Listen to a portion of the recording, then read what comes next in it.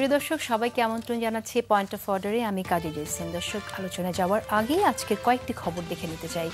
প্রথম খবর যেটি সেটা হচ্ছে অত্যন্ত গুরুত্বপূর্ণ একটি খবর।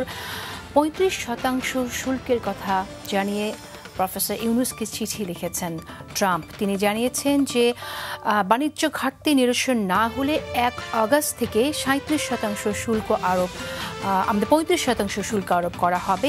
এই শুল্ক 37% আরোপ করার কথা ছিল। এরপর বেশ কয়েকটি দেশের, এরপর আমরা জানি 3 মাস এটা সময় দেওয়া হয়েছিল। এই 3 মাস সময়ের পর আমাদের বাংলাদেশের ক্ষেত্রে সেটি আসলো 35%, কিন্তু আমরা জানি যে ভিয়েতনামকে সেখানে 20% শুল্কের পণ্যের রপ্তানি করার সুযোগ দেওয়া হয়েছে। সেক্ষেত্রে এই যে বিভেদ, এই বিভেদটা একটা অনেক বড় একটা বিভেদ। কেন এটি হলো? আসলে আমাদের মাত্র 2% কমিয়ে দেওয়া হয়েছে। সেটা কি আসলে কূটনৈতিক একটি ব্যর্থতা কিনা? আর এখন আমাদের কি করতে হবে? এই যে ট্রেড ডেফিসিট নিরসনের জন্য কি তাহলে আমাদের যুক্তরাষ্ট্র থেকে অস্ত্র আমদানি করতে হবে? শাঁখের করাতের মতো একটা অবস্থা হয়ে গেছে। আমরা কথা বলবো এই বিষয়ে। এরপর যে বিষয়টি সামনে আনবো সেটা হচ্ছে যে আজ রাজধানীর নয়াপল্টনে বিএনপির কেন্দ্রীয় কার্যালয়ে সংবাদ সম্মেলনে বিএনপি নেতা রিজভী আহমেদ বলেছেন, প্রশাসনিক স্থবিরতার কারণেই মব কালচার বৃদ্ধি পাচ্ছে। নিশ্চয়ই আইনের শাসনের উপর যদি মানুষের আস্থা না থাকে তখন এরকম পরিস্থিতির সৃষ্টি হয়। এই মব আসলে যখন শুরু হয়েছিল তখন অস্থির জনতাকে কি নাম দেয়া যায় সেই জায়গা থেকেই মব শব্দটির উৎপত্তি হয়েছে। এখনও কি আসলে আমরা অস্থির কিনা? আমাদের এখানে কোনো গোষ্ঠী অস্থির কিনা? কেন মবের মতো ঘটনা ঘটছে? আবার মবের অনেকগুলো সংজ্ঞাও আছে। কেউ বলছে মব না, কোনো ঘটনাকে বলা হচ্ছে প্রেশার গ্রুপ। কোনটা মব না, এ নিয়েও আমরা কথা বলবো। এরপর যে খবরটি সেটা অত্যন্ত দুঃখজনক একটি খবর। সাগর রুনি হত্যার বিচার আমরা আজও পেলাম না, কোনো অগ্রগতি নেই। 119 বারের মতো পেছালো মামলার প্রতিবেদন। এই প্রতিবেদন দেওয়ার জন্য হাইকোর্ট থেকে একটি কমিটি গঠন করার কথা বলা হয়েছিল। কমিটি গঠন করার পরে এখন আবারও 119 বারের মতো পেছালো। আমরা জানি যে বিভিন্ন সময় দেখে এসেছি তদন্তের নামে কি করে বিচার হারিয়ে যায়, মানুষের ন্যায় বিচার পাবার যে অধিকার, সে অধিকার হারিয়ে যায়। আমরা তো এই ব্যবস্থা থেকে বের হয়ে আসতে চাই। তবে আজও কেন সাগর রুনির হত্যা মামলার বিচার হচ্ছে না, এই প্রশ্ন আমাদের সামনে আনতেই হবে। সিইসি একটি গুরুত্বপূর্ণ উদ্যোগ নিয়েছেন। সিইসি কানাডার সহায়তা চেয়েছেন নির্বাচনে এআই এর অপব্যবহার ঠেকাতে। এর আগে আমরা ইভিএম এর অপব্যবহার দেখেছি, ভোট গণনা কেমনভাবে করা হয়েছিল দেখেছি। এবার ডিজিটাল এই যুগে আমরা জানি একটি এআই এর একটি অপব্যবহার করার অত্যন্ত একটা আশঙ্কা, গুরুতর একটা আশঙ্কা আছে, এবং সেই জায়গা থেকে এই যে উদ্যোগটি নেওয়া হয়েছে এটাকে আমরা স্বাগত জানাই। এরপর আমরা আলোচনায় চলে যেতে চাই। আসলে আমাদের সাথে আজ উপস্থিত আছেন রাজনৈতিক বিশ্লেষক এবং কলামিস্ট ডক্টর জাহিদুর রহমান, এবং আরও আছেন শরীফ উসমান বিন হাদি, শরীফ ইনকিলাব মঞ্চের মুখপাত্র। দুজনকে অশেষ ধন্যবাদ সময় দেওয়ার জন্য। প্রথম যে প্রসঙ্গটি আনতে চাইছি সেটা হচ্ছে রিজভী আহমেদ যে কথাটি বলেছেন, প্রশাসনিক স্থবিরতার কারণেই মব কালচার বৃদ্ধি পাচ্ছে।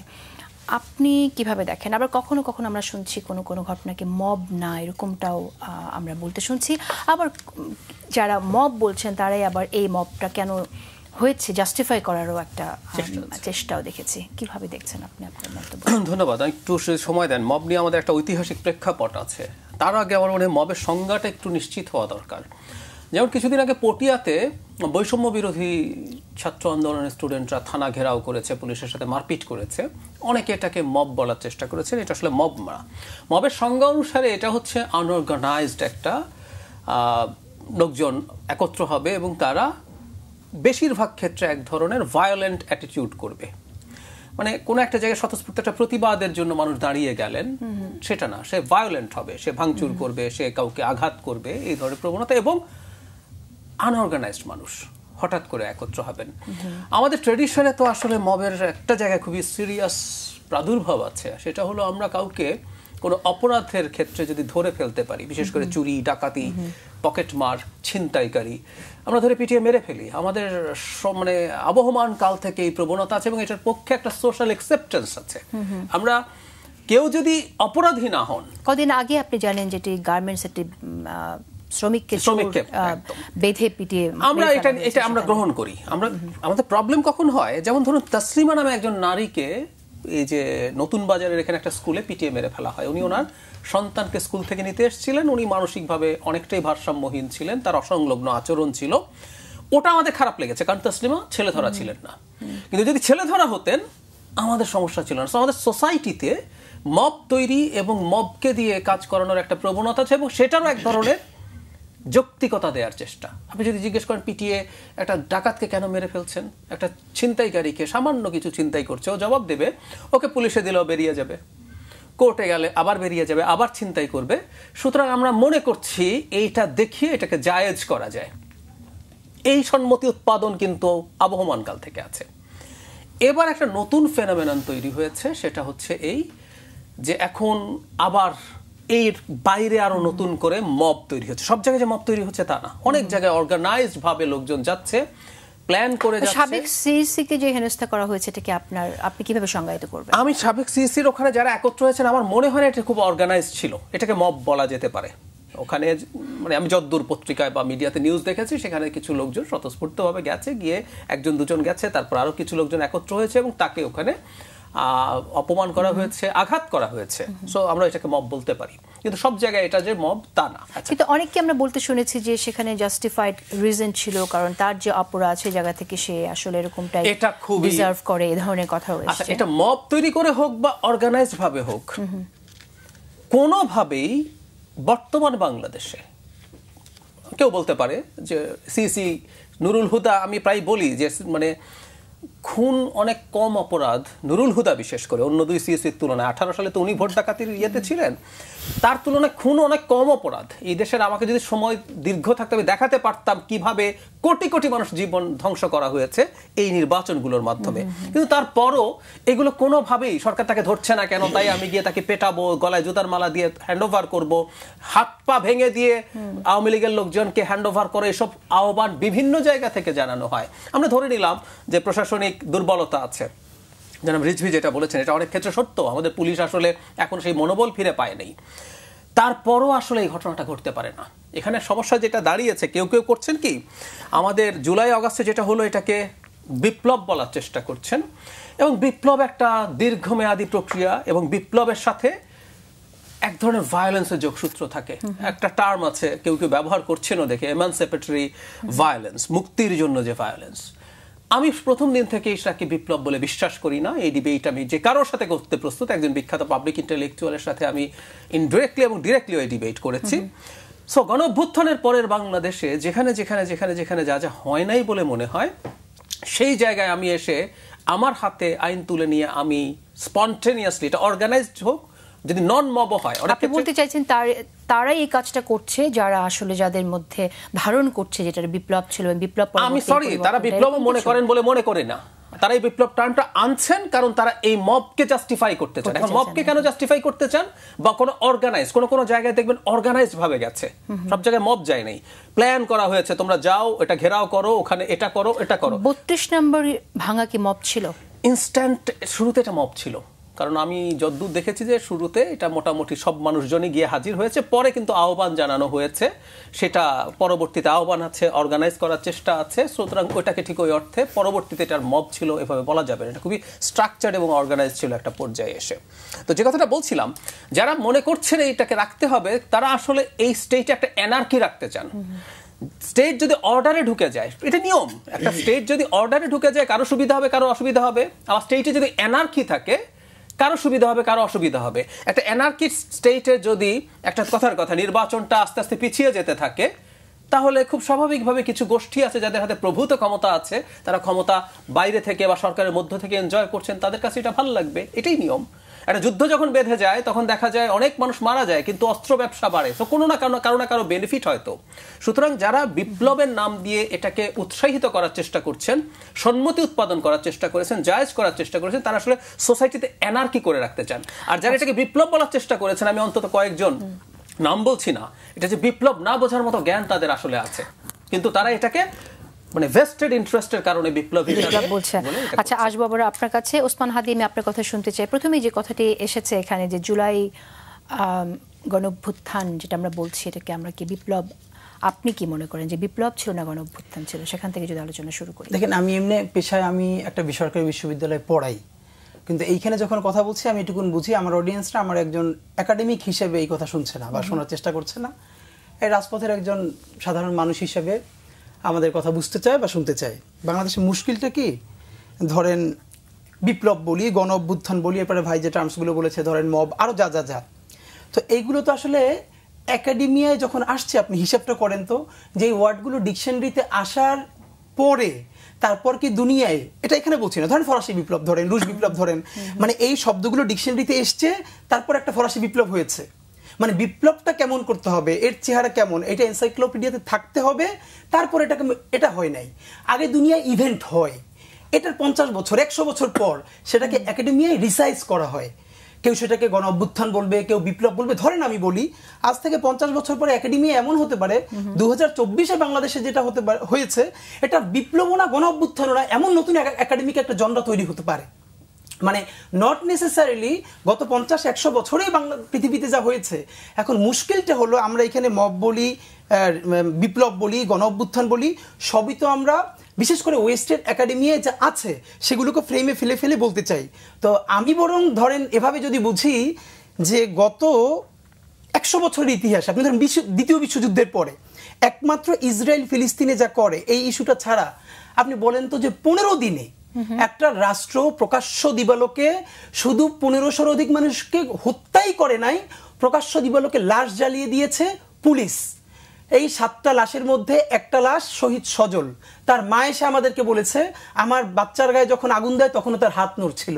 আপনি মানে একটা বলেন না একটা ইনসিডেন্ট যে গত 50 বছরের এই যে আধুনিক সভ্যতা, পশ্চিমা সভ্যতা যারা আমরা বলি, যার একাডেমিয়া দিয়ে আমরা এগুলো বুঝবার চেষ্টা করি, একটা দেশ বলেন তো একমাত্র ইসরায়েল যে ফিলিস্তিনে এখনো মানুষকে আর খুঁজে না পেয়ে মারার জন্য ত্রাণ দিচ্ছে, সেই ত্রাণে মানুষ আসছে, তার উপরে বোম্বিং করছে।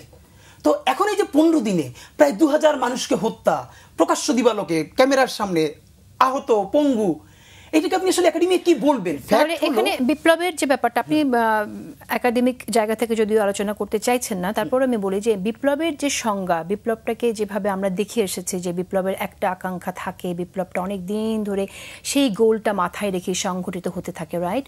তো এখানে কিন্তু কোটা আন্দোলনের জন্য জাস্ট কোটাকে কেন্দ্র করে আন্দোলনটা শুরু হলো, এবং যে কারণে অনেকে বলে এটা আসলে বিপ্লব না, বিপ্লবের জন্য যে জিনিসগুলো শর্তগুলো থাকা দরকার সেটা ছিল না। কিন্তু যে ঘটনাটা এখানে ঘটেছে সেটা হচ্ছে যে নৃশংসভাবে যেভাবে আমাদের সামনে আমাদের ছাত্রদের, জনতাকে যেভাবে শিশুকে হত্যা করা হয়েছে, এর মধ্য দিয়ে মানুষের মধ্যে একটা পরিবর্তনের, একটা বিপ্লবের একটা আকাঙ্ক্ষা সৃষ্টি হয়েছে ঠিক সেই সময়টাতে, এবং যে কারণে আমার মনে হয় আপনি কথাগুলো বলছেন। কিন্তু আমরা তারপরে বিপ্লবকে সংজ্ঞায়িত করতে পারি কিনা বা আসলে করা যায় কিনা সেই জায়গায় আমি এখানে একটা ব্যাপার কি, ধরেন অনেকে এটাকে বিপ্লব কেন বলতে চাচ্ছে, মানে আমি এটা না যে আমি এটা জোর করে বিপ্লবী বলতে চাচ্ছি, আমি ইতিমধ্যে আমি এটার কিছুই বলি না, আমি শুধু জুলাই বলবার চেষ্টা করি। মানে একটা গণ অভ্যুত্থান বা বিপ্লব এটা আমার বলবার দরকার নাই। ধরেন অনেকে যারা বুঝে বিপ্লব বলতে চায় তাদের জায়গাটা হলো তারা মনে করে তারা বিপ্লবের মধ্যে আছে, 24-এ যেটা শুরু হয়েছে সেটা শেষ হয় নাই, এর জন্য তারা বলে যে জুলাই চলছে, জুলাই চলবে। এর মানে সেটা আগামী 5 বছর 10 বছর পরেও একটা বৃহত্তর গণ অভ্যুত্থান বা বিপ্লবের যে আকাঙ্ক্ষা, যে রাষ্ট্র সে বিনির্মাণ করতে চায়, তার বিরাট একটা আউটবাস্ট ঘটে যেতে পারে। এই ধারণা থেকে যারা একাডেমিক লনিকে বলবার চেষ্টা করেন যে আমরা এই প্রক্রিয়ার মধ্যে আছি, এর মানে বিপ্লব সম্পন্ন হয় নাই। কিন্তু ধরেন এই একাডেমিক লোকের বাইরে অনেকে যারা বিপ্লব বলছে তারা ঠিক কোন পারসেপশনে বলছে জানেন? এই জায়গাটা কেউ অ্যাড্রেস করে না। ধরেন আমি বিপ্লব বললাম না, তাহলে অফকোর্স এটা তো একাডেমিকলি একটা বড় গণ অভ্যুত্থান। এখন বাংলাদেশে গণ অভ্যুত্থান বলতে মানুষ 90-এর গণ অভ্যুত্থান চেনে। আমি ধরেন বিএনপির একজন বড় সিনিয়র নেতা, প্রেস ক্লাবে আমরা একটা প্রোগ্রাম, ইনকিলাব মঞ্চে একটা প্রোগ্রাম অর্গানাইজ করেছিলাম, সেখানে তিনি বলছিলেন যে বাংলাদেশে তো অভ্যুত্থান, গণ অভ্যুত্থান এবারই হয় নাই, 90-এও হয়েছে। তখন আমি বললাম যে দেখেন আপনি এটা কি ইচ্ছে করে বললেন নাকি জাস্ট বলার জন্য বললেন? 90 অবশ্যই গণ অভ্যুত্থান, আপনি এই 24-এর গণ অভ্যুত্থানের সাথে 90-এর গণ অভ্যুত্থানের কি মিলান? মানে আপনি বলেন তো যে 90-এর গণ অভ্যুত্থানে কতজনকে জীবন দিতে হয়েছে, 90-এর গণ অভ্যুত্থানের জন্য কতটা আয়নাঘর, কতটা গুম, কতটা খুন, কতটা ধর্ষণ হয়েছে। ইভেন একটা কথা আজকে আবারও ঝুঁকি নিয়ে বলি, 100 বার বলেছি আবারও বলি, 24-এ একটা কাজ ঘটেছে যেটা মুক্তিযুদ্ধের একটা জায়গাকেও ছাড়িয়ে গেছে, সেটাকেও ঝুঁকি নিয়ে বলে না। আমাদের যে মুক্তিযুদ্ধ হয়েছে 25শে মার্চ কালো রাতেই বাংলাদেশের জনগণ জেনেছিল যে একজন শহীদ প্রেসিডেন্ট জিয়াউর রহমান, যার হাতে অস্ত্র আছে, আর্মির মধ্যে একটা অংশ জনগণের পক্ষে দাঁড়িয়ে বলেছে উই রিভোল্ট, তারা বন্দুকের নলা তার অফিসারের দিকে ঘুরিয়ে দিয়েছে। আমাদের পুলিশরা, আমাদের আর্মিরা ছোট অংশ হলেও তারা সাথে সাথে বিদ্রোহ করেছে, মানে জনগণ বুঝেছিল সশস্ত্র বাহিনীর একটা অংশ তার হাতে আছে। এবার আমাকে বলেন তো 24-এর 5 আগস্ট 36-এর জুলাই হাসিনা পালিয়ে যাওয়ার আগ পর্যন্ত বাংলাদেশের আর্মি, পুলিশ, বিডিআর এমন কোন শাখা আছে যারা তার অস্ত্রটা জনগণের জন্য তার অফিসারের দিকে উল্টো ঘুরিয়ে দিয়েছিল? এর মানে হেলিকপ্টার থেকে গুলি হয়েছে। আচ্ছা, আমি আসবো আসলে কোনটা মব না সে প্রসঙ্গে আপনার কাছে জানবো, কিন্তু তার আগে যেহেতু এই প্রসঙ্গটা এসেছে আমি ডক্টর জাহিদুর রহমান আপনার কাছে শুনবো যে 90 এবং 24-এর মধ্যে ডিফারেন্সটা আপনি কি? আমি 90-কে গণ অভ্যুত্থান বলে মনেই করি না। সরি, মানে 90-কে আমরা যদি গণ অভ্যুত্থান বলি, আমরা গণ অভ্যুত্থানের মহিমাকে ছোট করি। গণ অভ্যুত্থান অনেক বড় ব্যাপার। 90 একটা পলিটিক্যাল পার্টির অর্কেস্ট্রেটেড প্ল্যান্ড মুভমেন্ট ছিল। আমরা অনেক ছোট ছিলাম, কিন্তু পরবর্তীতে আরো খোঁজ খবর করতে গিয়ে আমরা কিন্তু বলি যে 90-এর অভ্যুত্থান কখনো গণ অভ্যুত্থান শব্দটা ইউজ করি না। জনগণ শেষ মুহূর্তে এর সাথে পরাজয় নিশ্চিত হওয়ার পর সেলিব্রেট করতে রাস্তায় নেমেছে। জনগণ এই অভ্যুত্থানকে সফল করে নাই। এটা পলিটিক্যাল পার্টি তাদের নেতৃত্বে, তারা সামনে থেকে তারা অর্গানাইজ করে এই মুভমেন্ট করেছে। Full stop. আমি এটা গণ অভ্যুত্থান বলতে একেবারেই প্রস্তুত। ফিরবো আপনার কাছে। ওসমান হাদি, আপনি এবার আমাকে বলেন যে আসলে আমরা আরেকটু যোগ করি, 90-এর তুলনায় 24 অকল্পনীয় রকম বড়, মানে অকল্পনীয় রকম বড়। কোনটাকে আমরা মব বলবো এবং কোনটাকে আসলে মব? এখন এখানে একটা মুশকিল হচ্ছে কি, ধরেন ভাইয়ের একটা জায়গায় আমি একটু রেসপন্স করি যে মবের এই জায়গাটা আপনি ধরেন, আমার মনে হয় সুস্থ স্বাভাবিক এমন কেউই নেই যে বলবে যে মবটাকে লেজিটিমেসি দেওয়া দরকার বা মবটা। কিন্তু মুশকিল হলো কি, একটা ব্যাপার খেয়াল করেন, এই যে মব নামক শব্দটা আপনি জাস্ট গুগল করেন, আপনি দেখবেন যত নিউজ আসবে এগুলো কিন্তু এই যে রিসেন্ট 2-3-4 মাস ধরে বেশি হচ্ছে, মানে কথা হচ্ছে, নিউজ হচ্ছে, তাই গুগল লিঙ্ক আসছে। কিন্তু ভাই যেটা অ্যাড্রেস করেছেন, এটা আমি আরেকটা টকশোতে বলেছি, মব তো এটা আমাদের ইনবিল্ট কালচারে বহুদিন ধরে আছে। আমরা চোর পিটিয়ে মেরে ফেলি, ডাকাত পিটিয়ে মেরে ফেলি, চোখ তুলে ফেলি। হ্যাঁ, এটার একটা লেজিটিমেসি কি দেওয়া হয়? একটা দেখেন, একটা হলো বৈধ অবৈধ, ভালো খারাপ এই প্রশ্ন, আর একটা হলো পিপলস পারসেপশন। আপনি মানুষ বাংলাদেশে, এটা একটা মুশকিল, মানে এটাকে লেজিটিমেসি দেওয়ার প্রশ্ন না যে এই মুহূর্তে এই ধর্ষককে ধরে তারপরে পুলিশের কাছে দিলে সে টাকা দিয়ে বের হয়ে যাচ্ছে, এর মানে কি তাকে মেরে ফেলতে হবে? না। কিন্তু এই যে জনগণ এটা করতে পারছে, তার পিছনে ন্যূনতম সে একটা স্পিরিট পাচ্ছে, তার স্পিরিট হলো ন্যায় বিচার নাই। সুতরাং, এবং দেখেন এখানে অনেক মানুষ আছে, আমি যাদেরকে কথা বলে বোঝার চেষ্টা করেছি যে আপনি যেটা করলেন আপনার তো ফাঁসি হয়ে যাবে, এবং সে এই ফাঁসিটা মেনে নিচ্ছে। এক্সাম্পল যদি দেন, আপনাকে ন্যায় বিচার নেই এই ধারণা থেকে গেছে, এই রিসেন্ট ঘটনা থেকে আপনি কোনটা? না, রিসেন্ট তো রিসেন্ট না, বিশেষ করে ধরেন আমিনবাজারে আমাদের একটা খুব ট্র্যাজেডি ঘটেছিল, 6 জন ছাত্রকে পিটিয়ে মেরে ফেলেছিল ভাই, একটু আগে যেটা বলেছিলেন বাড্ডায়, এরকম তো প্রতিদিন ঘটছে, আমরা শুধু শহরের গুলো জানি। কিন্তু বর্তমানে যেটা মুশকিল হচ্ছে এক্স্যাক্টলি কোনটা মব। হাদি, আমি যে কথাটা বলতে একটু যোগ করি, আমিনবাজারের 6 জন 2011 সালে, রিমেম্বার, ওটা নিয়েও আমরা দুঃখ পেয়েছি, কারণ ওরা ডাকাত ছিল না। ডাকাত পেটালে কিন্তু আমাদের কিছু আসে যায় না। অথচ আমরা একটা সভ্য রাষ্ট্র যদি করতে চাই, আমি যদি ভিডিওতে দেখি যে এই লোকগুলো ডাকাতি করছে, ওকে ধরে আমি পিটিয়ে মেরে ফেলা দূরে থাকো, আমি পেটাতে পারি না। কথাগুলো কেতাবি শোনায়, কিন্তু একটা স্টেট তৈরির বেসিক হচ্ছে এটা। দেখেন আপা, আমাদের এখানে যেটা হইছে, মানে প্রশাসনের স্থবিরতা এর জন্য কতটুকু দায়ী সে ইনসাফের যে ন্যূনতম ধারণাটা, এটা আমাদের শিক্ষিত জনগোষ্ঠীর মধ্যেও নাই, যে আমার শত্রুর সাথে আমার ইনসাফ করতে পারতে হবে। শেখ হাসিনার সাথে করতে হবে, ইভেন শেখ হাসিনা হলেও আমি আমার শত্রুর সাথে ইনসাফ করতে চাই, আমি তার সাথে জুলুম করতে চাই। এখন যারা বলছে যে 32 নম্বর ভাঙা ছিল ভয়ঙ্কর মব, এটাকে এখন দেখেন, এটা আমি খুব, মানে এটা অনেকে মাইন্ড করবে, হয়তো বিএনপির অনেক ভাইরা সবাই মাইন্ড করবে না, কারণ 32 নম্বরে সব থেকে ওখানে যদি হাজার হাজার মানুষ যে গিয়েছে, এখানে তো ছাত্র দলের আমাদের পরিচিত ভাই বন্ধু হাজার হাজার মিছিল নিয়ে গেছে। জনতার মেয়র বিএনপির তরফে বলুক বা ইস্টাক ভাই নিজে বলুক, তিনি এখানে ক্রেন পাঠাতে হেল্প করেছেন, ইভেন তিনি পোস্ট দিয়েছেন ক্রেন যেতে দেরি হচ্ছে কেন। মুশকিলটা কি জানেন, এইটা একটা আধা কাজটা, আমরা বিপ্লবটাও তো করতে পারি নাই, গণ অভ্যুত্থানের ফসলও ঘরে তুলতে পারি নাই। না ফলার পরে কি হয়েছে, এটা আমি একদম খুললাম খুলে বলে ফেলি, এতে আসলে ঝুঁকি থাকলে থাকুক। সেটা হলো বিএনপি এনসিপির মধ্যে তো এখন একটা বোঝাপড়ার জায়গা আছে, আওয়ামী লীগের যে ভোট ব্যাংকটা, এটি কে দখল করবে? মানে তারা তো ভোটার আছে এখানে, তো তার ভোটারটা তো, এবং আমি আপনাকে বলি আগামী নির্বাচনে এই আওয়ামী লীগের ভোট ব্যাংকটাই সব থেকে গুরুত্বপূর্ণ কার্ড হয়ে উঠবে যে তারা কাকে ভোট দিচ্ছে। এখন সেক্ষেত্রে এনসিপির পলিটিক্সে এনসিপি কোনো না কোনোভাবে চেষ্টা করবে তাদের ভোটটা করার। তা আমার মনে হয় BNP as a political party খুব স্মার্টলি ডিল করছে। এখন আমি বিএনপির পার্ট না হয়ে যদি একজন জুলাই যোদ্ধা হই, তাহলে তো আমি আহত হব। এই যে ধরেন ফজলুর রহমান সাহেব, উনি যা বলছেন, ওনাকে বিএনপি শোকজও করছে না, ওনাকে বিএনপি কিছুই বলছে না, এবং উনি যা বলবার চেষ্টা করছেন ভয়াবহ ব্যাপার। এর মানে আওয়ামী লীগকে খুশি করার জন্য বিএনপির একটা তরফ থেকে বলা হয়েছে ফজলু সাহেব এটা বলবেন, রুমিন ফারহানা আপা আপনি 32 নিয়ে প্রচুর কান্নাকাটি করবেন, আর অন্য অন্য এইটা নিয়ে বলবেন, এবং সবশেষে তারেক রহমান সাহেব অবশ্যই জুলাইয়ের পক্ষের মানুষ, তিনি থাকবেন, বলবেন এটা কি স্ট্যান্ডবাজি। পলিটিক্সের জায়গা থেকে এইটা স্মার্ট ডিলিং। সবার সাথে সে কিভাবে ভোটটা নিতে পারবে, কারণ ভোটের যুদ্ধ শুরু হয়ে গেছে। আপনি বলতে চাইছেন যে এই মন্তব্যগুলো তারা করছেন শুধু ভোটের ডিলিং এর জন্য, ভোটের অঙ্কের আপনি জন্য? ভাবেন যেই বিএনপি বলে জুলাইয়ের সবথেকে বড় শরিক, সেই বিএনপির বেগম জিয়ার উপদেষ্টা থাকা অবস্থায় কি করে সে কি বলছে, ফজলুল সাহেব কি বলছে আমি এগুলো বলতেও চাই না, তার প্রতিদিনের অ্যাটিটিউড দেখেন, বডি ল্যাঙ্গুয়েজ দেখেন, সে কি বলছে, এত তার কান্না, এত মানে এবং এই যে রুমিনাপা বলছেন যে 32-এ মব হয়েছে, তো এই মবের মাস্টার তো ছিল বিএনপির ইশরাক ভাই, এই মবের মাস্টার ছিল বিএনপি নিজে। কারণ আপনি বলেন তো এইরকম যে জঘন্যতম, আপা বলেছে না 24-48 ঘন্টা ধরে ভাঙা হয়েছে, বিএনপির একজনও ধরেন তারেক রহমান সাহেব অথবা বেগম জিয়ার তরফ থেকে কারো তরফ থেকে এটার বিরুদ্ধে বিবৃতি দেওয়া হয়েছে? মানে সরকারই শুধু 48 ঘন্টা বসে এটা অবজার্ভ করেছে, বিএনপি করে নাই, বিএনপি দেশের সব থেকে বড় রাজনৈতিক দল না, সে জুলাইয়ের অংশীদার না, কেন সেই বিবৃতি দেয় নাই? এর মানে এখন রুমিন ফারহানা প্রচুর উনি কান্নাকাটি করবেন 32 নিয়া, আর ফজলুল সাহেব প্রচুর বঙ্গবন্ধু করবেন, অথচ এই বঙ্গবন্ধু নামে এমন ন্যারেটিভ উৎপাদন করা হয়েছে যে বেগম খালেদা জিয়ার হাত বাঁকা হয়ে গেলেও, মানে আপনি ভাবেন হাসিনা বলতে পারতেছে যে বাসায় থাকতে দিছি এইটাই তো আমার করুণা, আবার বলতেছে কি বাজে ভাবে যে বেগম জিয়ার লিভারের সমস্যা, কারণ ইঙ্গিত করে বলছে কেন হয়, মদ খেলে হয়। আমি বলছি এই যে কান্নাকাটি কিসের জন্য, এটা তো মানুষের বুঝতে পিএইচডি করা লাগে না।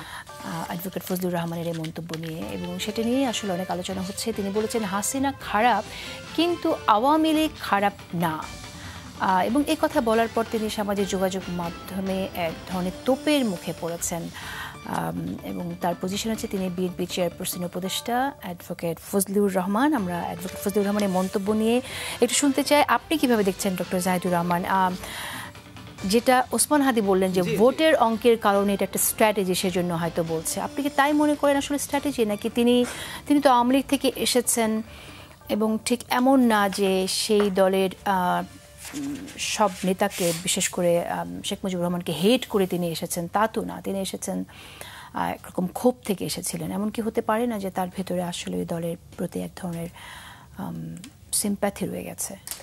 আমি জানি না আপনি কিভাবে রিড করছেন? হাদি যেভাবে এক্সপ্লেইন করলেন যে এটা বলে আওয়ামী লীগের ভোটারদেরকে একটু কাছে রাখা, আমার কাছে কম বেশি অন্তত 20% ভোট এখন আওয়ামী লীগের আছে বলে আমি মনে করি। So it's a huge number.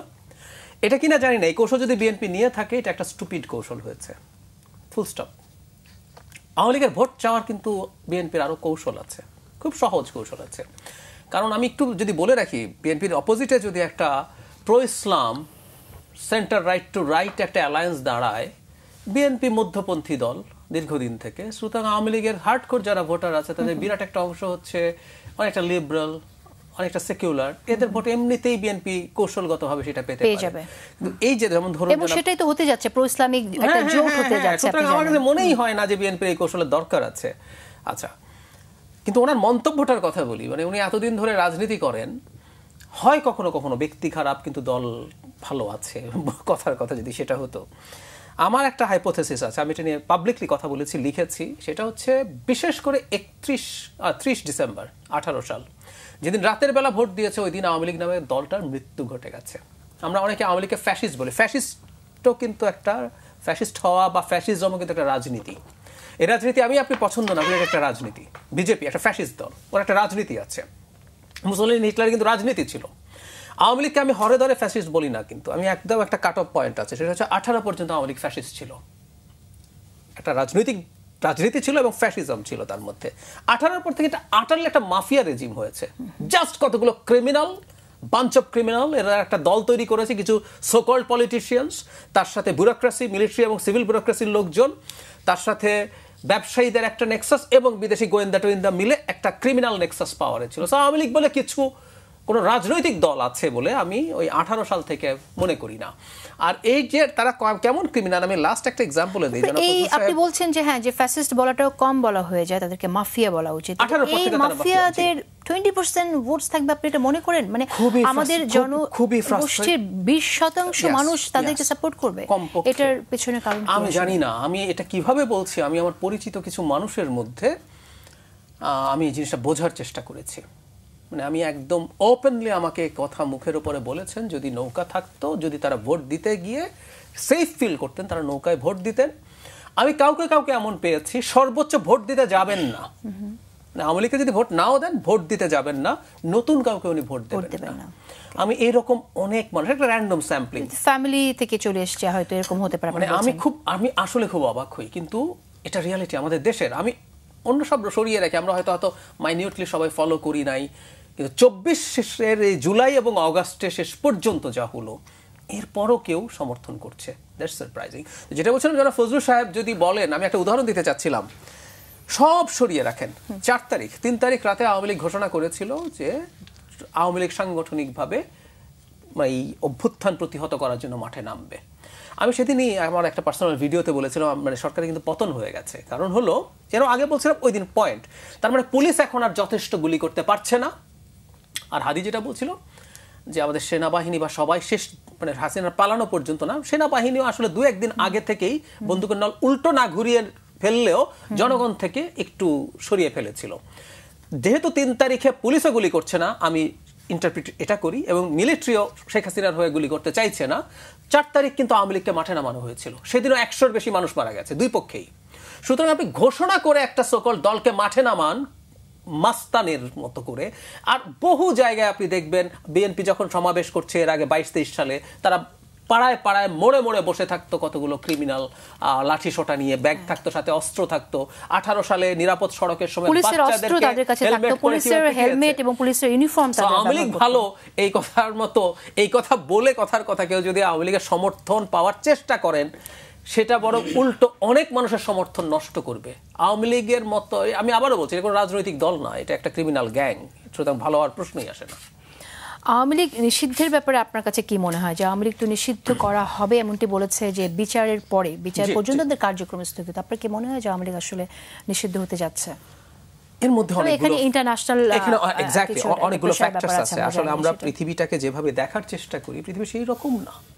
আমি অন্য একটা উদাহরণ দিই। আমাদের প্রধান উপদেষ্টার অনেক ব্যর্থতা আছে এই সরকার, কিন্তু একটা জায়গায় সাফল্য আছে খুব বড়, সেটা হচ্ছে ভারতের সাথে আমাদের সম্পর্কের রিঅ্যালাইনমেন্ট। অনেক র্যাডিক্যাল কিছু করেছেন তা না, উনি একটা স্বাধীন সার্বভৌম দেশ যেভাবে ডিল করা এই সাহসটি উনি দেখিয়েছেন। কিন্তু দেখবেন উনি মোদির সাথে দেখা করার জন্য বারবার চেষ্টা করে শেষ পর্যন্ত দেখা করেছেন। এখন আমরা কি বলবো ডক্টর ইউনূস ভীষণ নতজানু হয়ে গেছেন ভারতের কাছে? অনেকে বলার চেষ্টা করেছেন, ইট ইজ নট। উনি ভারতের সাথে অনেকগুলো চুক্তি পর্যালোচনা করছেন না। চুক্তি বাদ দেন, চুক্তি বাদ দেওয়ার সাথে তো লিগাল টার্মস আছে। এমওইউ, মেমোরেন্ডাম অফ আন্ডারস্ট্যান্ডিং এর কোনো লিগাল ভ্যালিডিটি নেই। আপনি তো সব এমওইউ চোখ বন্ধ করে বাতিল করে দিতে পারতেন, করেছেন। তার মানে আমি যেটা বলতে চাইছি, আপনি যখন একটা দেশের এই ধরনের দায়িত্বে থাকেন, এই ধরনের জায়গায় থাকেন, জিওপলিটিক্স আছে, ইন্টারন্যাশনাল নানান ইস্যুজ আছে, ইটস টাফ। সুতরাং আওয়ামী লীগ নিষিদ্ধকরণ নিয়েও আসলে এই ধরনের পরিস্থিতি হতে পারে, যদিও আমি মনে করি বিচার যদি ঠিকঠাক মতো হয়, তারা দল হিসাবে মানবতা বিরোধী অপরাধ করেছে, যথেষ্ট তথ্য প্রমাণ আছে, নিষিদ্ধ করা সম্ভব বলে আমি মনে করি। কিন্তু আপনি যেটা বলছেন রাইটলি, আমরা আসলে বলতে পারি না কি দাঁড়ায় পরিস্থিতি, আলটিমেটলি কি দাঁড়ায়। আমি ওসমান হাদি, আপনার কাছে আমি এই বিষয়ে শুনতে চাই। আপনারা তো আওয়ামী লীগ নিষিদ্ধের জন্য আন্দোলন করেছেন, আপনার কাছে কি মনে হয় যে আসলে আওয়ামী লীগ শেষ পর্যন্ত বিচার প্রক্রিয়া কোন পর্যায়ে গিয়ে নিষিদ্ধ হবে, এবং এটা কি এই সরকার ভোটের আগে করে যাবে কিনা, এবং সেরকম কোনো দাবি আপনাদের থাকবে কিনা, এই বিষয়ে শুনবো। আমার মনে হয় আপনি বলেন, আমি তারপরে পরের প্রসঙ্গে। দেখুন, এখানে মুশকিলটা হলো এই সরকার, মানে এটা আমি আগেও বলেছি, এই সরকারের বেশ কিছু ভালো কাজ করেছে, মানে গুরুত্বপূর্ণ, সেটা সিরিয়াল হলো 13 নম্বর গুরুত্বপূর্ণ কাজ, 14 নম্বর গুরুত্বপূর্ণ কাজ, 1, 2, 3, 4 এগুলো সে মানে করতে চাচ্ছে না, করবার মতো গার্ডসও তার অনেক ক্ষেত্রে নাই। কেন নাই? ধরেন দুইটা জিনিস লাগে ভাই, যেটা বলো না, যে ধরেন ইন্টারন্যাশনাল পলিটিক্সে তো শুধু ইমোশন না, মানে আমার জিও পলিটিক্স, আমার প্রতিবেশী, ইভেন যে আমেরিকা 35% কর আরো করলো, এর সাথেও আরো অনেক কত কিছু কানেক্টেড, এটা কিন্তু বুঝতে পারতে হয়। এখন ধরেন আমরা এত কিছু বুঝি, আমরা কি করবো? যে আমরা কি কথা বলবো না? দেখেন, ধরেন ফিলিস্তিনে যা হচ্ছে, আমি এটা বারবার বলি, ফিলিস্তিন অথবা হামাসের যে প্রতিরোধ আন্দোলন, এই দুনিয়ায় এমন কোন অঙ্ক আছে যেটা কোষে বলা যায় যে হামাস যে প্রতিরোধটা করে যাচ্ছে এটা আসলে যুক্তিসঙ্গত? কারণ সে প্রতিদিন মরে যাচ্ছে, তার কিছু ভূমি থাকছে না, এরপরও সে প্রতিরোধ করছে। এর মানে একটা জায়গা মানুষের থাকবে, দুনিয়ার সমস্ত দরজা যখন দেখবে যে যৌক্তিক কারণে মানে বন্ধ, এরপর একটা মাত্র যুক্তি, সেটা হলো ইনসাফ এবং মুজলুমের পক্ষে হয়ে জালেমের বিরুদ্ধে লড়াই। এটা যদি 1% স্কোপও থাকে, দুনিয়ার কিছু মানুষ লড়বে, এই লড়াটা কিয়ামত পর্যন্ত চলবে। তো এখন কথা হলো আমি কার পক্ষে যাব। ফ্যাক্টরও দেখেন, এখন আমরা যত বেশি অঙ্ক কষি, এই অঙ্ক কষাটা রাষ্ট্রের অত্যন্ত জরুরি, কিন্তু এরকম অঙ্ক কষে কষে কিন্তু ফ্যাসিবাদ তাড়ানো যেত না। এর মানে আবার ওই যে আমাদের সালাউদ্দিন ভাই কথাটা হয়তো কনটেক্সটটা আমি খুব ভালো করে খেয়াল করি নাই, উনি বলেছেন যে এটা আবেগের ব্যাপার না, এখানে রাষ্ট্র আসলেই কোনো আবেগের ব্যাপার না। রাষ্ট্র একটা খুবই মেকানিজমের মধ্য দিয়ে চলে, কিন্তু এই রাষ্ট্র যারা পরিচালনা করেন তারা আবেগ দিয়ে তাড়িত হন। রাষ্ট্রের তো কোনো জীবন নাই, তার আবেগ আসবে কোত্থেকে? কিন্তু এই রাষ্ট্র যারা চালিয়েছেন তারা এত বড় গণহত্যাকারী ছিলেন, তাদেরকে মানুষ, আপনি ভাবেন, আপনি এটা, আমি এই ছবিটা দেখে, ওই ভিডিওটা আগে দেখি নাই, একটা ছেলে কি বিরাট টাওয়ারে উঠে যাচ্ছে পতাকা বাঁধার জন্য, আপনি তাকে এখন 1 কোটি টাকা দিলেও সে ওখানে বেয়ে উঠতে পারবে না। মানে কি অসীম সাহস মানুষের মধ্যে ভর করেছিল। আওয়ামী লীগ নিষিদ্ধের ব্যাপারে খুব একটা ক্লিয়ার, এটা হচ্ছে যদি ন্যায় বিচার হয়। দেখেন, এই জন্য আমার আইনজ্ঞ হওয়ার দরকার নাই, বিচারপতি হওয়ার দরকার নাই। একজন মানুষকে ব্যান হওয়া, খুন করার জন্য কতজন মানুষকে গণহত্যা করতে হবে বা খুন করতে হবে? অনেকেই গণহত্যার এই কূটতর্কটাকে এভাবে করে। বেগম খালেদা জিয়া, আপনার নিশ্চয়ই মনে থাকবার কথা, জামাত ইসলামের সর্বপ্রত সাইদি সাহেবের রায়ের পরে 2 দিনে 70 জনের অধিক যখন হত্যা করে আওয়ামী লীগ মারল, বেগম জিয়া তখন সিঙ্গাপুরে চিকিৎসাধীন ছিলেন। উনি বিমানবন্দরে ফেরত আসলেন, উনি বিএনপির স্বাভাবিকভাবে সবাই ওনাকে ফুল দিয়ে সংবর্ধনা দিতে চাইলেন, উনি নিলেন না, এবং উনি প্রেস মিট করে হরতাল ডাকলেন এবং বললেন আওয়ামী লীগ বাংলাদেশের মানুষের উপরে গণহত্যা চালিয়েছে। আজকে আমি বলে রাখি, এই কিছুক্ষণ আগে মানে আমরা দেখলাম আজকে একটা মিডিয়ায় কিছু কেউ বিবৃতি দিয়েছে, সেই বিবৃতিদাতাদের মধ্যে তারাও ছিল, বেগম জিয়ার বিরুদ্ধে বিবৃতি দিয়েছিল, বেগম জিয়া গণহত্যা কি জানেন না। তখন এনসাইক্লোপিডিয়া নিয়ে বসলো, কয়জন মরলে গণহত্যা হয়? দেখেন, গণহত্যার সাথে কোয়ান্টিটি ইম্পর্টেন্ট না, the fact is how you kill the people, তার ওয়েটা কি ছিল। আপনি জানেন আনাসের চার্জশিট ইতিমধ্যে হয়ে গেছে, প্রধানমন্ত্রী নিজে বলেছে, যেটা চিফ প্রসিকিউটর বলেছে এবং আদালতে জমা দিয়েছে, হাসিনা বলেছে যে আজকে থেকে লিথাল উইপন ব্যবহার করতে হবে, উপর থেকে গুলি করতে বলে দিয়েছে, জাপা গুলি করে দাও। একজন প্রধানমন্ত্রী রাষ্ট্রের ক্ষমতায় থাকা অবস্থায় আর্মিকে সবাইকে অর্ডার করছে লিথাল উইপেন ইউজ করো এবং উপর থেকে গুলি করতে থাকো, আমি বলে দিয়েছি। এরপরেই গণহত্যা তুমুল আকারে করা হয়েছে। এইটা যদি ন্যায় বিচার বাংলাদেশে ন্যূনতম থাকে, তাহলে 1% সম্ভাবনা নাই আওয়ামী লীগ নিষিদ্ধ না হওয়ার। এর মানে শুধুই আওয়ামী লীগ নিষিদ্ধ না হওয়ার একটা সম্ভাবনা আছে, সেটা হলো যদি আমরা জাস্টিস হারাই ফেলি। আমরা যদি জাস্টিস কায়েম করতে না পারি, তাহলে আওয়ামী লীগ নিষিদ্ধ হবে না। আর এখানে যদি জাস্টিসটা প্রতিষ্ঠিত হয়, তাহলে আর কোনো অপশনই নেই আওয়ামী লীগ নিষিদ্ধ হওয়ার। বরং আপনি ধরেন, এই যে ভাই একটু আগে যেটা বলছিল যে 20% আওয়ামী লীগের ভোট আছে না, দেখেন মুশকিল কি বাংলাদেশের, এই যে আবেগ তো আসলে মজার জিনিস, দেশে 20% ভোটার। আপনাদের সবাইকে দায়িত্ব নিয়ে বলছি যে আপনারা, আমাদের বহু বন্ধু বান্ধব আছে না আওয়ামী লীগের বড় নেতা না, যার সাপোর্টার ছিল, ছাত্রলীগ করেছে, আওয়ামী লীগের ভোটার। আমি গত 11 মাসে আমার যত পরিচিত বন্ধু বান্ধব, দূরবর্তী সম্পর্ক, লীগের সব সাপোর্টার, এদের সাথে আমি জাস্ট মনস্তত্ত্ব বোঝার জন্য জিজ্ঞেস করেছি। আমি আপনাকে একদম আল্লাহর শপথ করে বলি, আমি আজ পর্যন্ত একজন লীগ সাপোর্টারকে পাই নাই যে এই তুমুল গণহত্যার জন্য ন্যূনতম লজ্জিত। মানুষ আছে না, বন্ধুদের সাথে বসলেও একা একা বলে না এটা ঠিক হয় নাই, বিভৎস গণহত্যা হয়েছে। বিশ্বাস করেন, আমি একজন আওয়ামী লীগ সাপোর্টার পাই নাই সে মনে করে এটা গণহত্যা হয়েছে এবং এই জন্য শেখ হাসিনার মানে লজ্জিত হওয়া উচিত, আওয়ামী লীগের লজ্জিত হওয়া উচিত। তারা মনে করে ইট ওয়াজ জাস্টিফাইড, এটা ষড়যন্ত্র এবং এটার প্রতিশোধ তারা নেবে। আসবো আবার আপনার কাছে ডক্টর জাহিদুর রহমান। হাদি যে প্রসঙ্গটি আনলেন, আসলে সেটি হচ্ছে যে আপনি জানেন যে গণমাধ্যমকে হুমকির প্রতিবাদে কারাবন্দী সাংবাদিকদের জামিন দাবিতে অর্ধশতাধিক সাংবাদিকের বিবৃতির কথা হাদি এখানে বলছিলেন। তো এই বিষয়ে আমি আপনার কাছে শুনতে চাই যে আপনি যদি তালিকাটি দেখেন, তাহলে এখানে দেখবেন যে অনেকে এই তালিকায় যারা স্বাক্ষর করেছেন তারা আসলে আওয়ামী লীগের সময়, আওয়ামী লীগের এই ফ্যাসিজম কায়েমের ক্ষেত্রে আসলে তারা সহযোগিতা করেছেন। আসবো সমর্থন জায়গায় একটা ছোট্ট একটা টেকনিক্যাল আলোচনা দর্শকদের উদ্দেশ্যে একটু করা, দর্শকরা দেখে নেবেন বিস্তারিত আশা করি।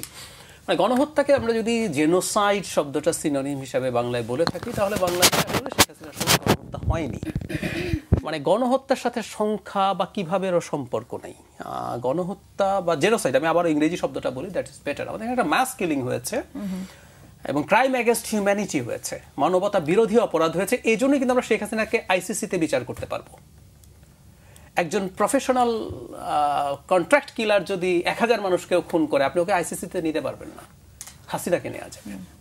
শুধু কিল না, তার এই যে এক্সট্রা জুডিশিয়াল কিলিং এবং এনফোর্স ডিসঅ্যাপিয়ারেন্স, এগুলোর জন্য। জেনোসাইডের ক্ষেত্রে যে জিনিসটা বলা হয়, একজন মানুষ খুন না হয়ে জেনোসাইড হতে পারে। একটা জেনোসাইড কনভেনশন হয়েছিল, সেখানে কাউকে খুন করা, কেউ বলতে কি সেই জায়গায় আমি যাব, কারো বডিলি হার্ম করার চেষ্টা করা, এমনকি তাদের বার্থকে আপনি কন্ট্রোল করার চেষ্টা করছেন, তাদেরকে তাদের যে জায়গায় থাকে সেখান থেকে বের করে দেওয়ার চেষ্টা করছেন। এরকম নানান রকম স্টেপ, যেমন ধরুন চায়না শিনজিয়াংয়ে যে উইঘর মুসলিমরা আছে, তাদের জন্ম নিয়ে অভিযোগ আছে, তাদের জন্মের ব্যাপারে তাদের এক ধরনের নিয়ন্ত্রণ আছে, রোহিঙ্গাদের জন্মের ব্যাপারে নিয়ন্ত্রণ আরোপ, এগুলো কিন্তু জেনোসাইডাল অ্যাক্ট। জেনোসাইড হতে হবে একটা স্পেসিফিক গ্রুপ, রেস, এটা সেটা রিলিজিয়ানের ভিত্তিতে হোক, এথনিসিটির ভিত্তিতে হোক, তাকে টার্গেট করে। রোহিঙ্গাদের ক্ষেত্রে কেন বলছি আমরা এটা জেনোসাইড? কারণ এটা ও রোহিঙ্গা, এর বাইরে আর ওর কোনো পরিচয়ের দরকার নেই, ওকে রোহিঙ্গা বলেই এই কাজ করা হবে। উইঘুর ও মুসলিম, ও একটা বিশেষ জাতিগোষ্ঠী, একটা ধর্মীয় গোষ্ঠীর পার্ট, এবার ওকে খুন করি বা তাকে বডি হার্ম করি তাই করি। কিন্তু বা আমাদের মুক্তিযুদ্ধের সময় একটা জেনোসাইড আসলে মূলত কার বিরুদ্ধে হয়েছে? জেনোসাইড মূলত হয়েছে হিন্দুদের বিরুদ্ধে। বাংলাদেশে হিন্দু পরিচয় পাওয়ার সাথে সাথে আপনি এই মুক্তিযুদ্ধে কোনোভাবে ইনভলভ না। আমার মনে আছে আমরা ছোটবেলায় দেখতাম অনেক একটু বয়স্ক হিন্দু মানুষ যারা আছেন তারা কালেমা জানতেন, সূরা জানতেন, তারা এগুলো মুখস্থ করে রাখতেন প্রমাণ করার জন্য আমি কিন্তু হিন্দু না। সো আমাদের এখানে শেখ হাসিনা ইনডিসক্রিমিনেটলি খুন করেছেন, উনি বেছে বেছে এই ধর্ম, এই গোষ্ঠী, এই বর্ণ এটা করেন নাই। সো টেকনিক্যালি এটা আসলে জেনোসাইড না। এটা এটুকু লাস্ট এক্সাম্পল দিয়ে বলি, হিরোশিমার বোমাতে এবং নাগাসাকির বোমাতে ইনস্ট্যান্টলি 2.5 লাখ থেকে 3 লাখ মানুষ মারা গেছে, দীর্ঘমেয়াদে এটা 7-8 লাখ। এটা জেনোসাইড না।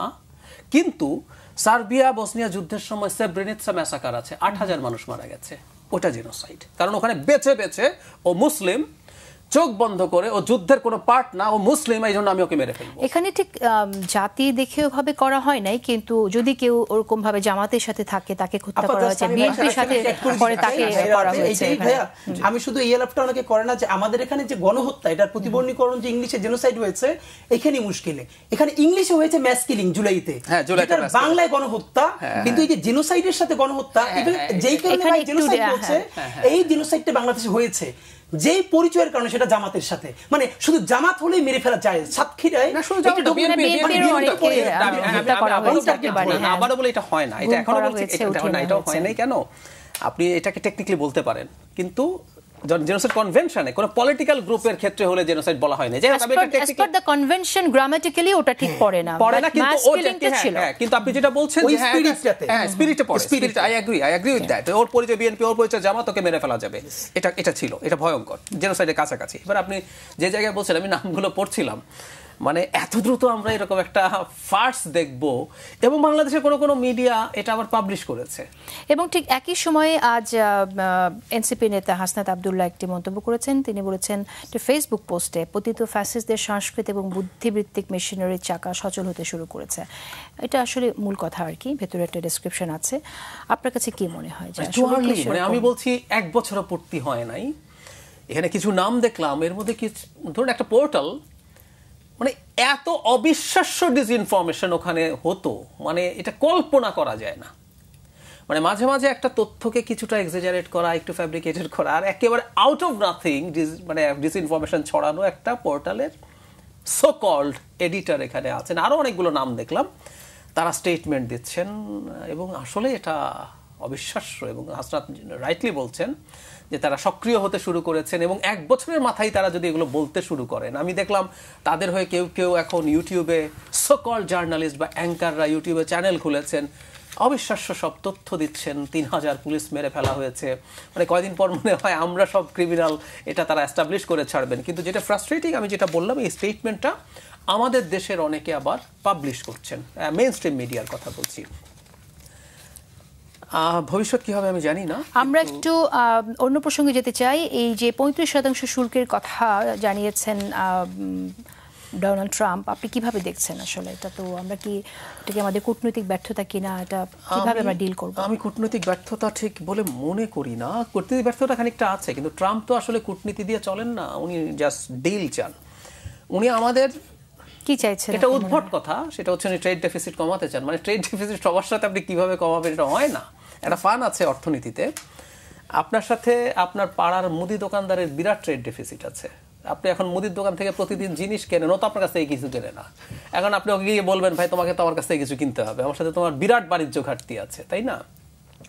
আসলে এগুলো হলো ট্রাম্প এরকম একটা ফাজলামই করছেন, মোটা মানে উগ্র মাথার মানুষ। যাই হোক, এখন বাংলাদেশের এটা যে সম্ভব হবে না, এটা আমি প্রথম যখন দিয়েছিল তখনও বলেছিলাম। কেন জানেন? আমরা আমেরিকা থেকে মূলত যে জিনিসগুলো ইম্পোর্ট করি, আমাদের তো ট্রেড ডেফিসিট আছে, মানে আমরা ওকে রপ্তানি করি বেশি, আমদানি করি অনেক কম।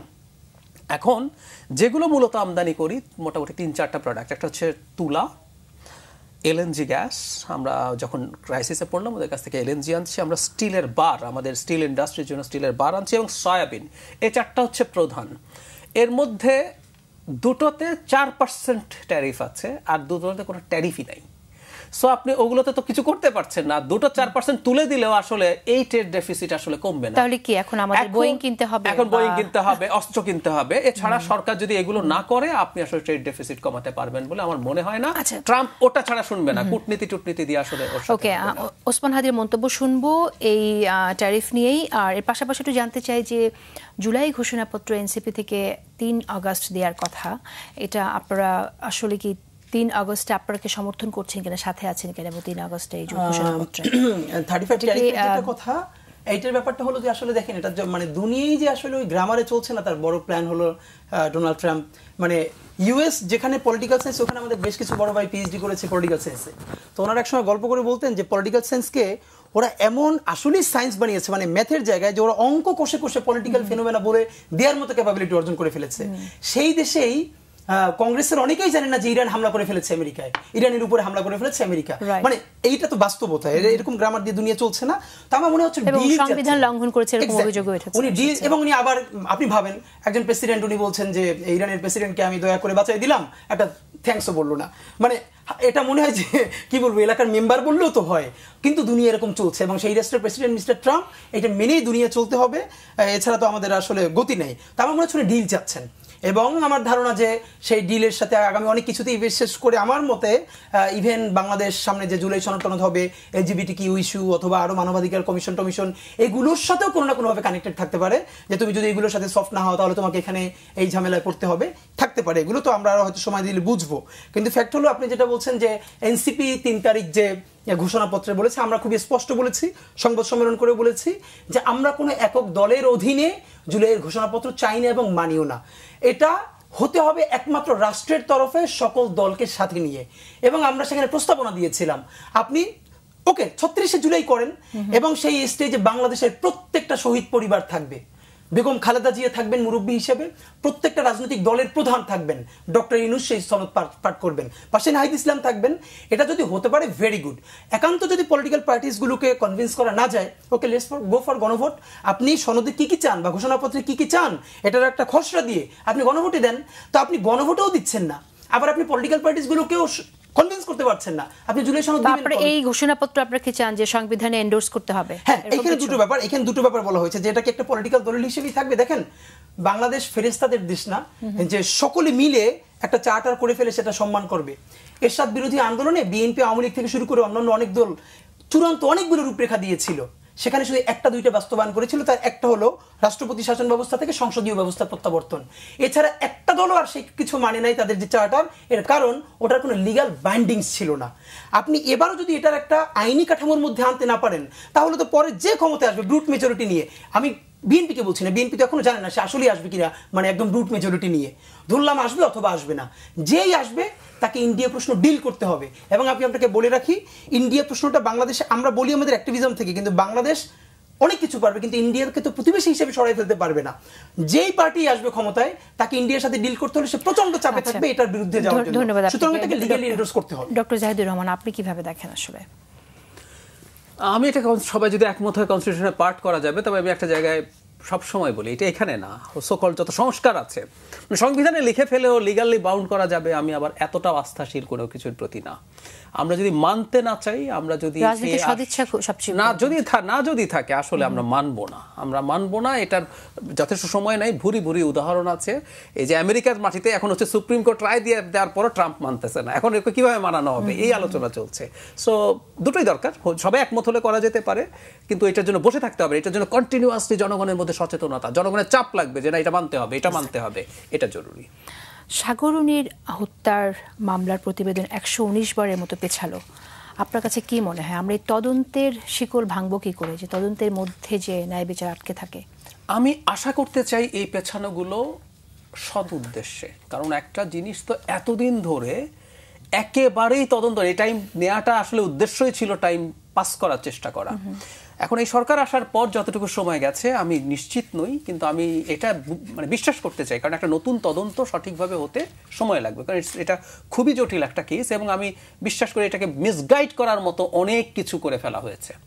সুতরাং নতুন তদন্ত আমি আরো যদি খানিকটা সময় লাগে, কিরকম খানিকটা বলতে কিরকম সময় আমি নিশ্চিত নই, কিন্তু আমি বলছি যে এই সরকারের সময় এটা আমার জানা কনভিন্সড হওয়া দরকার যে সত্যি একটা তদন্ত হচ্ছে, যেটা পুরনো যত মিথ্যা আছে, যত মিসগাইড করার চেষ্টা আছে, সবগুলোকে সরিয়ে রেখে করে আনবে। এবং আমি মনে করি এটাকে খুব সিরিয়াসলি করা দরকার, কারণ আমাদের পপুলার পারসেপশন এবং অনেক কিছু কিছু তথ্য এরকম এর সাথে ক্ষমতার একেবারে কেন্দ্রে থাকা শেখ হাসিনা, তার পরিবার, তার সাথে জড়িত অতি গুরুত্বপূর্ণ ব্যবসায়ী গোষ্ঠী জড়িত আছে। সো এই হত্যাকাণ্ডের তদন্ত করে যদি এটা বের করা যায়, এই ফ্যামিলি এবং তার সাথে জড়িত যে নেক্সাস, মাফিয়া নেক্সাস, এটা অনেক কিছু আমরা জানতে পারবো।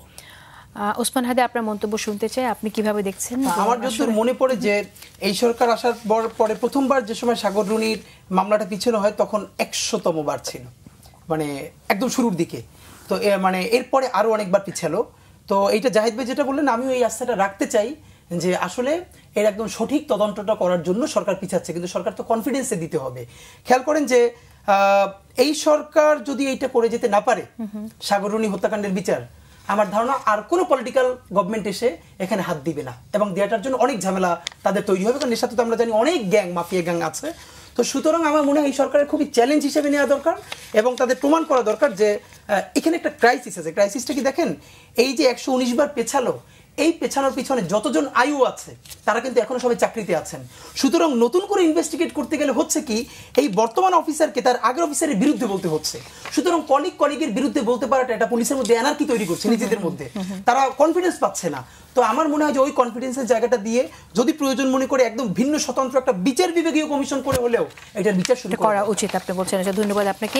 একটি জরিপ হয়েছে ডক্টর জাহিদুর রহমান, আপনি জানেন যে এই জরিপটা করেছে SANEM, south Asian network of economic modelling and action aid Bangladesh যৌথ উদ্যোগে হয়েছে, এবং সেই জরিপে আমি আশা করছি আপনি দেখেছেন, তবুও আমি বলি 28.76% ভোট বিএনপি পাবে, এটা তারা বলছে, এবং এটা 38.76% ভোট বিএনপি পাবে বলছে, এবং সেটা 15 থেকে 35 বছর বয়সী তরুণদের মধ্যে ভোটিংটা করা হয়েছে, এবং জামাত ইসলামী 21.45, জাতীয় নাগরিক পার্টি 15.84, এবং আওয়ামী লীগও 15.84% ভোট পাবে বলে তরুণরা মনে করে। তরুণরা ভোট দিচ্ছে তা না, তরুণরা এটা মনে করছে, তরুণদের বিলিভ এটা। আর অন্যান্য ইসলামিক দল 4.59% ভোট পেতে পারে। আপনি কিভাবে দেখছেন এই জরিপটাকে? আমি মানে তাদের যে স্যাম্পলিং আমি দেখলাম, তারা বিভাগগুলো থেকে 2টো জেলা নিয়েছেন, সেই 2টো জেলা থেকে 2টো উপজেলা নিয়েছেন প্রতিটা জেলা থেকে, তার মধ্যে তারা গ্রাম শহর মোটামুটি ইকুয়াল স্প্লিট করেছেন। সানেম খুবই রেসপেক্টেড প্রতিষ্ঠান, এখানে তো আছেই। আমি এই স্যাম্পলিং নিয়ে আমার একটু চিন্তার প্রশ্ন আছে, কারণ আপনি বাংলাদেশে বিভিন্ন জায়গায় যদি সার্ভে করেন, আমাদের কতগুলো ক্লাস্টার আছে বিভিন্ন পার্টির, তো তারা এগুলো কতটুকু বিবেচনায় নিয়েছেন আমি নিশ্চিত নই। এখানে যেটা বলা হচ্ছে, মানে তরুণরা এভাবে দেখছেন, তরুণরা এভাবে বুঝতে চাইছেন, এখানে তাদের চাওয়ার বা বোঝার মধ্যে কিছুটা ভুল থাকার সম্ভাবনা আছে। কেন? যেমন ধরুন বিএনপির ক্ষেত্রে তারা যে একটি প্রসঙ্গে আনতে চাই যে যেখানে অনেকে ধরেই নিচ্ছে যে আওয়ামী লীগ নিষিদ্ধ হয়ে যাবে, আওয়ামী লীগ যদিও নিষিদ্ধ না, একটা পারসেপশন আছে, সেখানে আওয়ামী লীগকে ভোট দেবে এই প্রশ্নটা করে জরিপটা করছে, এবং এটা আন্তর্জাতিক সংস্থা।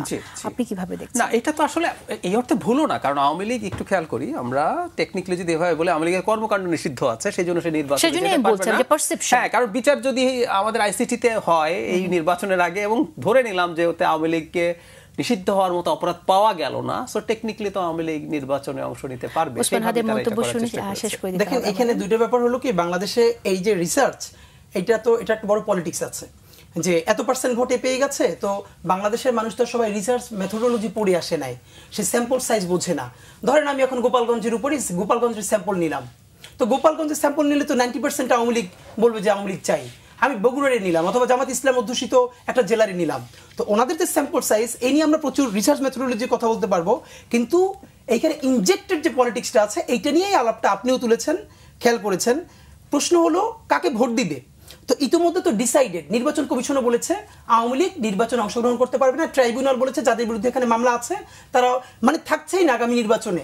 তাহলে ভোট দিবে কেন? আপনি খেয়াল করবেন রিসার্চের প্রপোজিশন কি, যে আপনি কাকে ভোট দিবেন, তো ভোটে তো আওয়ামী লীগ নাই, তাহলে আপনি এখানে লিগকে এই যে একটু একটু করে লিগকে সফটলি ইনেবল করা, জনপরিসরে নর্মালাইজ করা, এই পলিটিক্সটা আমাদেরকে ধরতে পারতে হবে। শেষ করে দিতে হবে 30 সেকেন্ড। ডক্টর জাহিদুর রহমান যদি কিছু অ্যাড করতে চান।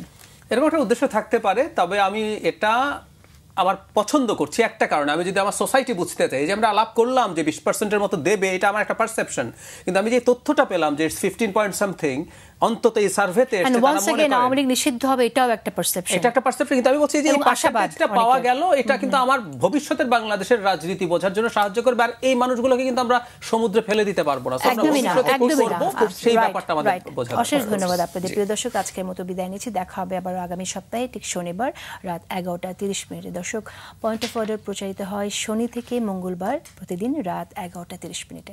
ভালো থাকুন সবাই।